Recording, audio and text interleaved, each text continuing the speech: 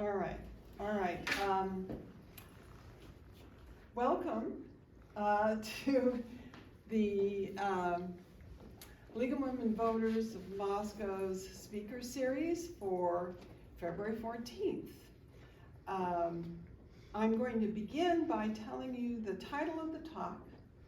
I have something to add, and then I will introduce our speaker.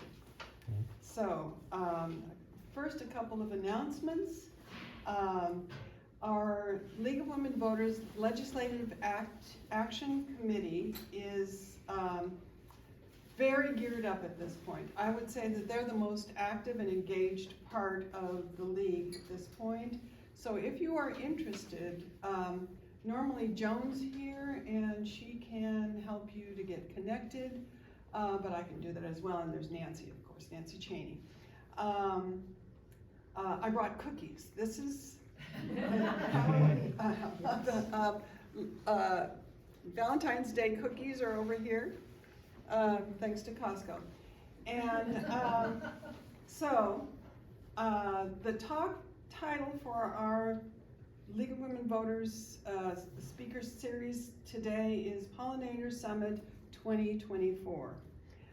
Iris Mays will provide an introduction to UI Extension Services at Latah County and an overview of the upcoming, I just realized I'm not doing what I said we were going to do, which is to use the microphone. Okay. An overview of the upcoming Pollinator Summit to be held March 4th and 5th, 2024. She will describe the goal of the event. She will provide a summary of key lessons for past pollinator summits and discuss the partnership with Rural Roots that led to creating this event.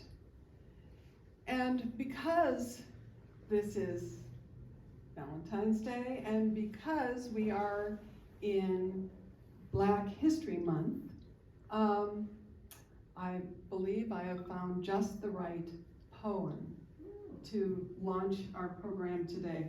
This is an excerpt from Adrienne Marie Brown's poem, Species Love Poetry, published in 2021.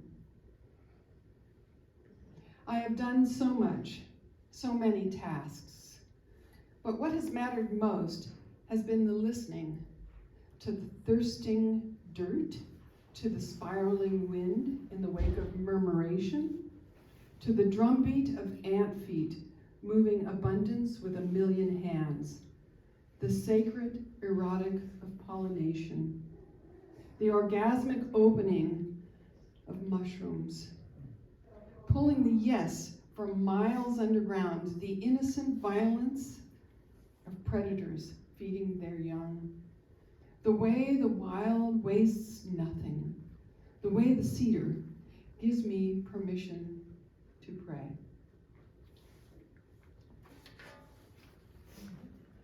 Iris Mays is a woman of many talents. She's just given me a business card with her name and auctioneer on it. So if you have any need, you know where to go. So, a quick biography. Iris Mays is the small farm and horticulture educator for UI Extension Latah County. This program includes an Idaho Master Gardener program, plant clinic for community pest problems, community garden education series, and educational programming for small acreage producers.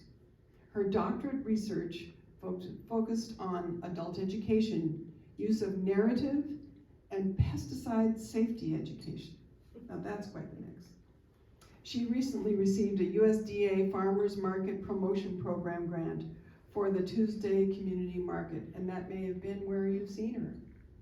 So without further ado, Thank you. Iris. Thank you. Well, thanks for having me here today. Happy Valentine's Day, everybody. Don't forget. Oh, yes. Okay. Happy Valentine's Day, everybody. So thanks for having me today. So I just wanted to introduce the programs that we have at University of Idaho Extension Latah County. We have 3 programs, and this is typical of county programs throughout the state. Some counties only have 1 educator for all of these things, but we have small farms and horticulture, which is our agriculture program, that's my program. Youth development, 4-H, and we also have a family and consumer science program, which is mainly focused on personal finance. And so I brought some flyers. My colleague Karen Ritchell does this great conference called Our Financial Conference, and so registration is open for that right now.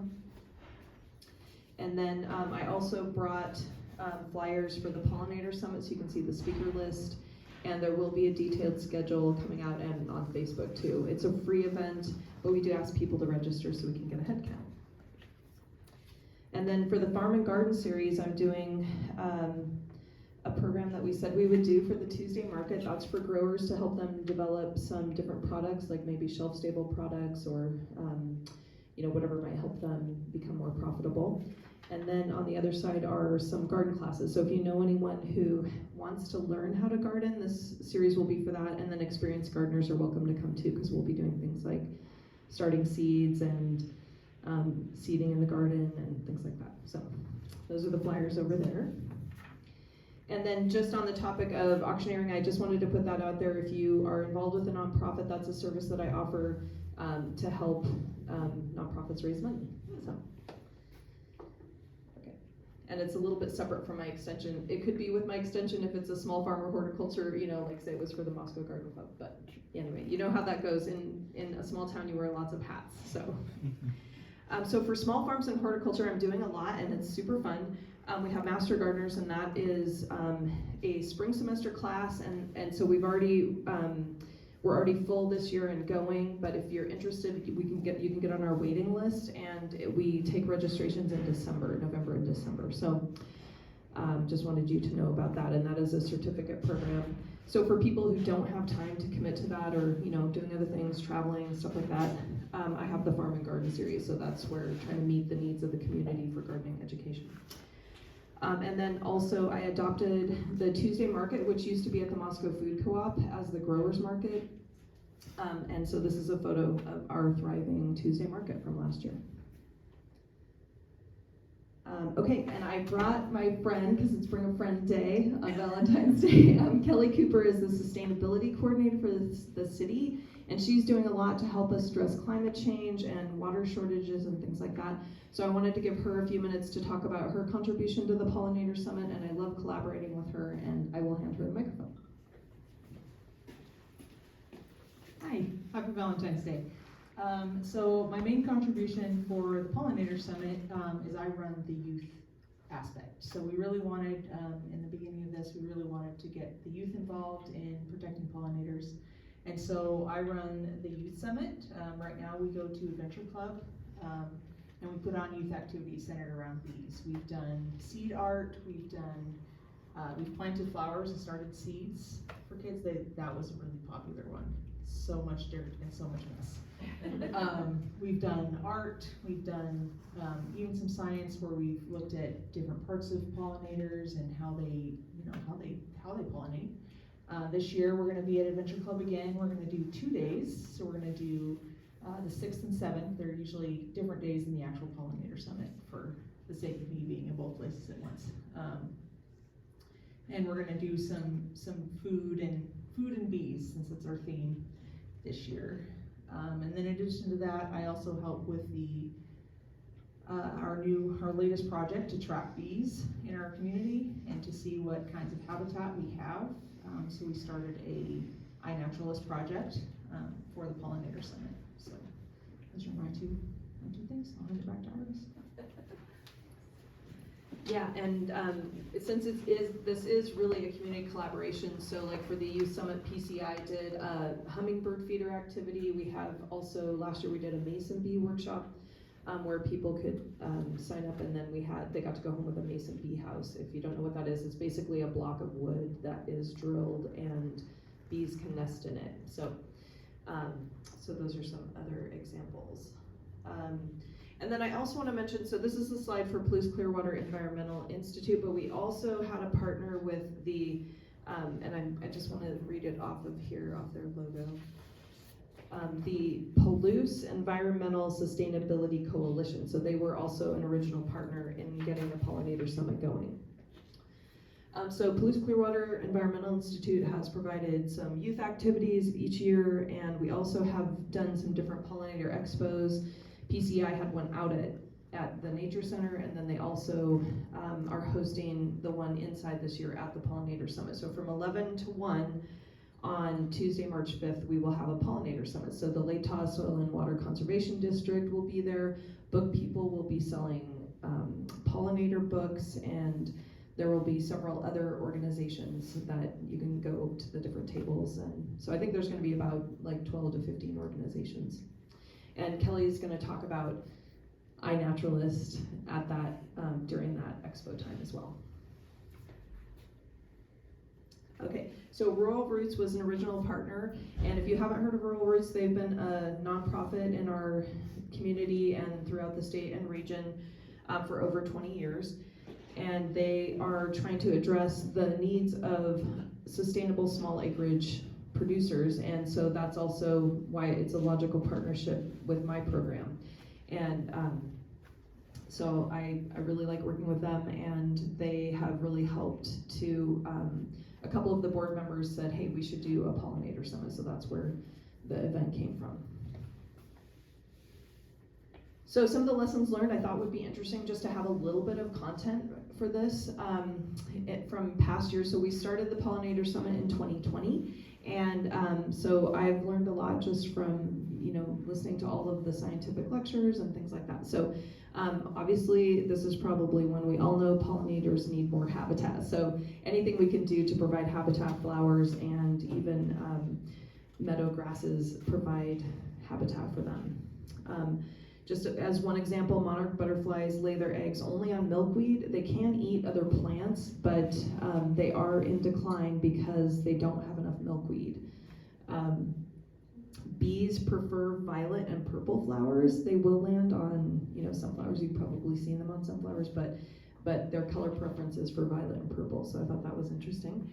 And then we learned from Neil Williams last year that wildflower adjacent agriculture has higher yields.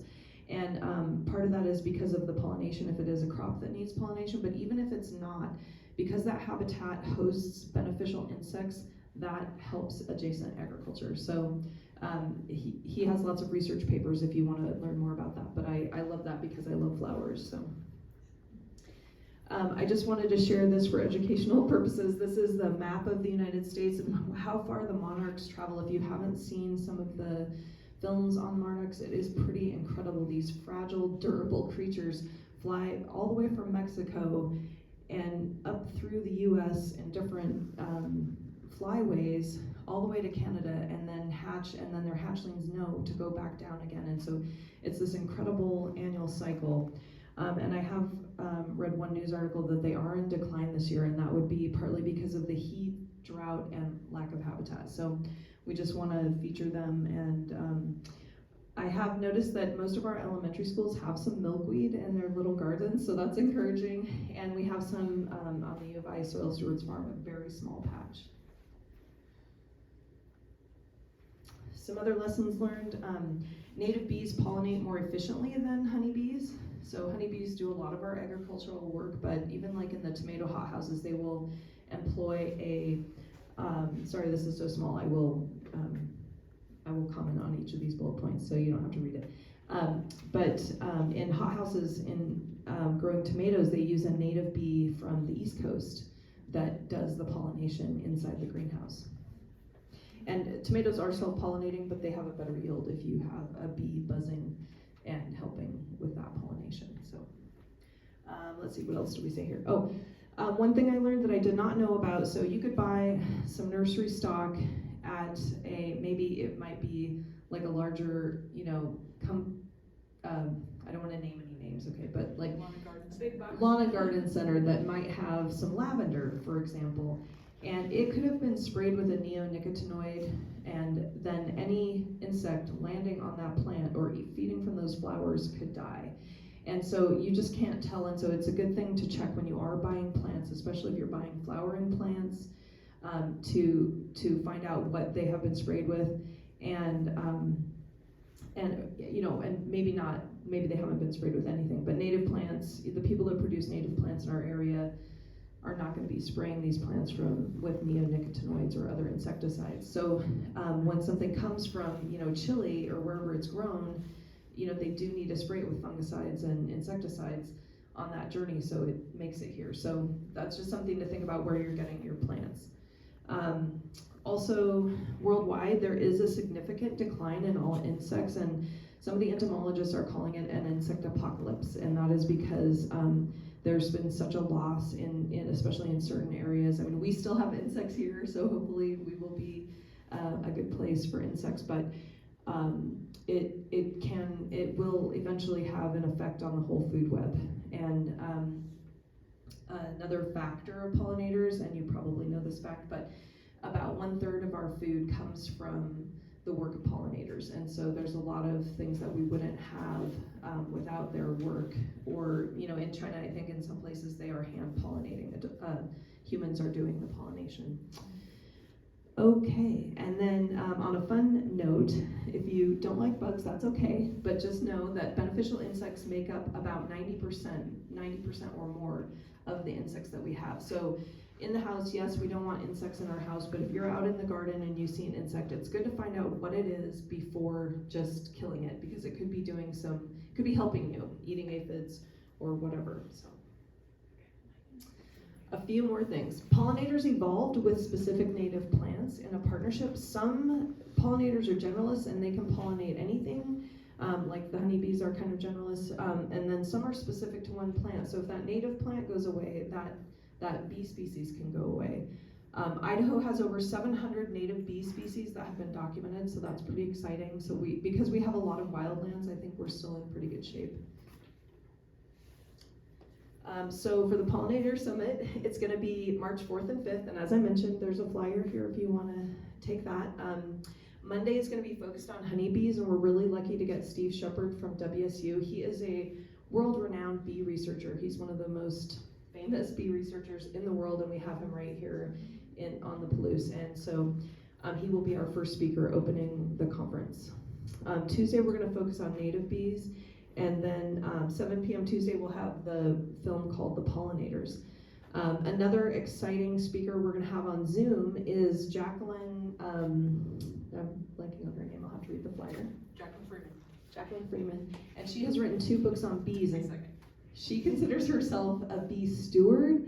And so she kind of focuses on bees that they're honeybees, they're not a native species, but they have maybe escaped from their hives and naturalized into different environments in the Pacific Northwest and elsewhere. And so that is a species she cares about, the honeybees. So she's going to be, the title of her talk is Falling in Love with Bees. And so that's a good title for Valentine's Day as well. Oh, and here she is. Okay. This is all the stuff that I had on that other one. Steve Shepard's going to be talking also about his partnership with Fungi Perfecti, so that's really interesting. They're trying to use medicinal mushrooms for bees, which is a beautiful idea. And then JT Van Leuven is going to talk about the honeybee gut microbiome, so that sounds fascinating and very technical. And then we'll have on Zoom Gabriella Quinlan from Penn State talking about honeybee colonies and the landscape. And then, as I mentioned, Jacqueline Freeman. So that'll be, and this is a picture of her looking at a bee. It's really sweet. Gabriella's is the one I'm looking forward to. Okay. What else? On Tuesday, we'll start with Anthony Votto, or actually, I think we're starting with Armando Falcon Brindis, and he's going to talk about kind of the ecology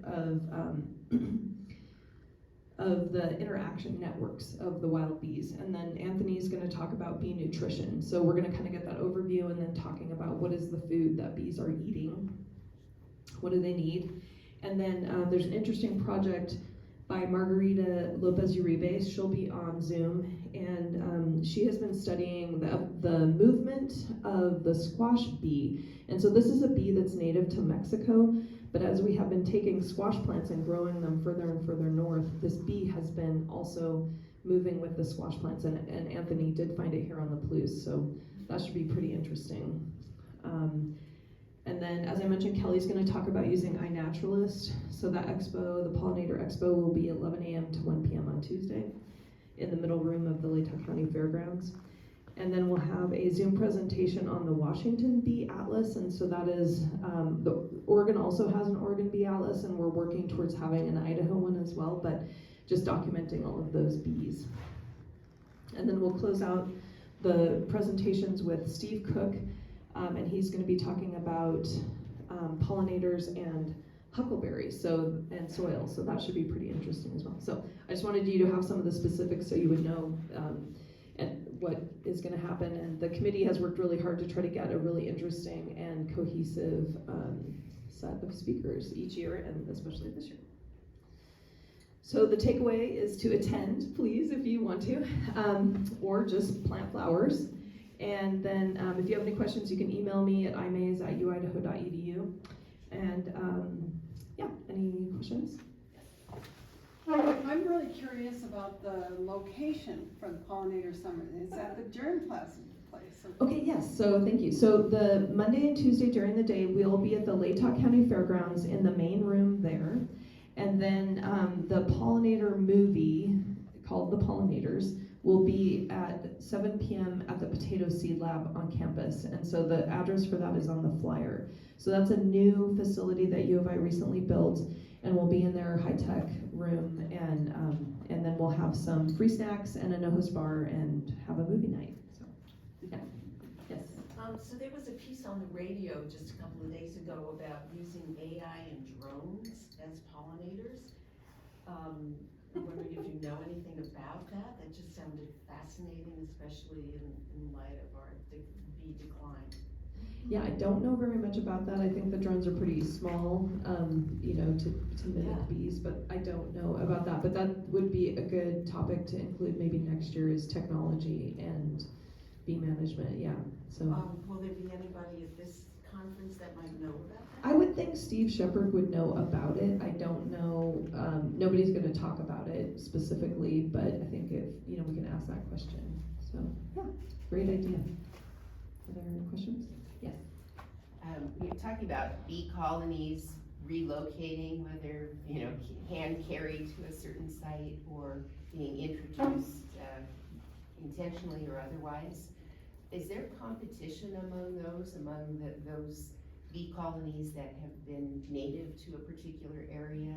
I mean, I'm thinking about wild salmon and hatchery raised salmon and the conflicts that potentially arise there. Is there such a thing with bee colonies as well? Well, that would be also a good question for one of the experts. I do know that what happens is, so bees are considered livestock, the honeybees, and they're taken in their hives around, the country to do their job of pollination.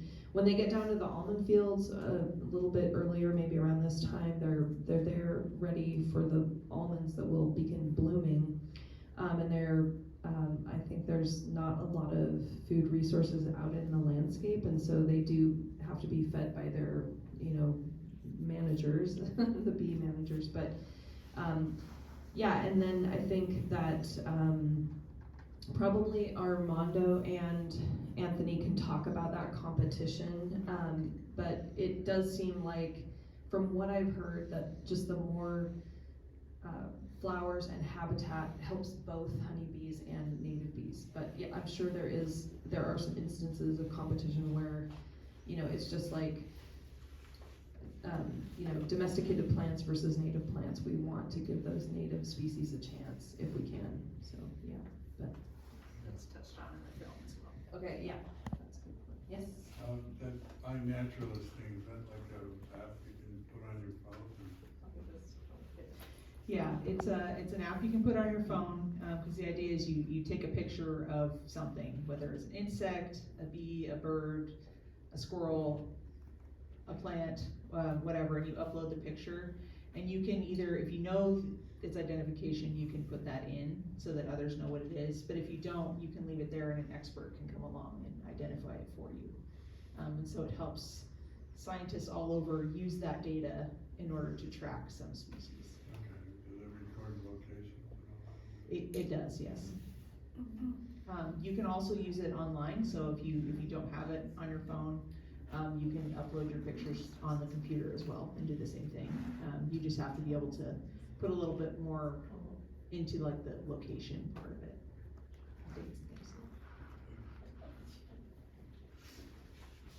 Is Rural Roots specifically Idaho, or is it, regional? They started in Moscow, and for a time, maybe about 10 years ago, they were, they had a bigger regional presence, and then they've, expanded and contracted with grant funding, like a lot of nonprofits, and so right now, they don't have any grant funding, so it's kind of smaller and just focused kind of on our area. But they still have an email list that includes, I think, regional and statewide, farmers. Yeah. Yes. My taxonomy of insects is very poor, so I don't know where wasps and yellow jackets come in relative to the bees that we're talking about. Do they have any value in pollinating? Yeah, so that was one thing that we learned last year. There was a presentation on wasps, and they do a lot of pollination work, and so I found that to be pretty interesting. But also, I think that's another good question we can talk more about, hopefully, at the Pollinator Summit. If you guys come, or I will try to remember these questions and give them to the appropriate presenter, because it's such an array of experts that we should be able to answer more definitively some of these questions. But yeah, wasps do provide pollination services. I believe we have that recorded, right? Oh yeah, and so we recorded all the presentations that were on Zoom. So on my website at Latah County Extension, there's a link to the Pollinator Summit videos. So you can watch the presentations from past years. And so we have tried not to repeat the same presentations and have different content each year. So, but there may be something that you want to watch before that, before March 4th and 5th. So yeah, so you can learn that way too. I've been wondering whether our area here had bats that are also known to be good pollinators. So my understanding is that the bats are more based in the Southwest, the ones that do pollination, and they have those relationships with some more of the like tropical or desert environments. So I think our bats here mostly just eat insects. Yeah. This might be a question for Lauren here. You were talking about the impacts of things like climate change and drought and pesticides on pollinators. Along the lines of climate change and drought, I'm thinking of wildfires and the coincidence of these prolonged fire seasons that coincide with pollinator activity too. Is there someone who's addressing that in this series at this Pollinator Summit? Not this year. That's a great question. I think that some of the people who do research bees should be able to say what some of those impacts have been, but yes, I think the loss of that forest habitat, and Anthony Vaudo is an entomologist for the U.S. Forest Service, so he's going to be able to speak to what's going on with forest resources and those types of things. So great question. You guys have great questions. Any other questions? Any questions for Kelly? Kelly, did you have anything else you wanted to say? I have one more. Yeah. So for the presenters that are going to be in residence, are you going to Zoom those presentations of somebody? My daughter's a farmer who lives in Montana. If she were interested, could she zoom Yes. in on that? We will, so the first year was early March of 2020, I think, or late February, so 2020. So 2019 was our first. no, 2020 was the first year, right before everything got shut down. So the next year we did everything on Zoom, and then last year, which was 23 and 22, we did in person and Zoom. So we will do that again. It's not, it's not like we have a real high-tech setup, but yes, we will do both. All right, that's great. Yeah. Okay, thanks everybody. I'll put my business card over with the flyers too if you want to contact me for any reason. And once again, there are cookies available and all of the flyers. Shall we give Iris and Kelly from afar.